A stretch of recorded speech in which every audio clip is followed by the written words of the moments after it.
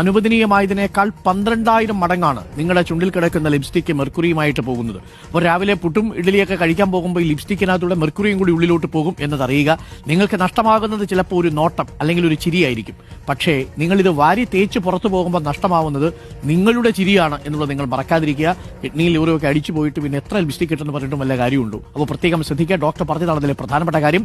നിങ്ങളുടെ സ്കിന്നിലുണ്ടാവുന്ന നിറമാറ്റം എന്ന് പറയുന്നത് ആന്തരിക അവയവങ്ങളുടെയും നിങ്ങളുടെ രോഗസാധ്യതകളുടെയും ഒക്കെ ലക്ഷണമാണ്. അത് ലിപ്സ്റ്റിക് ഇട്ടും പുട്ടിയടിച്ചാലും മാറുന്നതല്ല എന്നത് പ്രത്യേകം നിങ്ങൾ ശ്രദ്ധിക്കേണ്ടതുണ്ട്.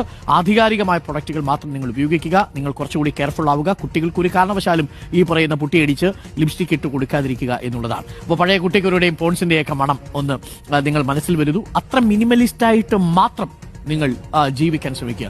ജീവിതം കുറച്ചുകൂടി മനോഹരമായി തീരുമെന്നേ. ഇതേപോലെ ലിപ്സ്റ്റിക് ഒന്നും ഇല്ലെങ്കിൽ പോലും നിങ്ങളൊക്കെ സൂപ്പർ അല്ലേ?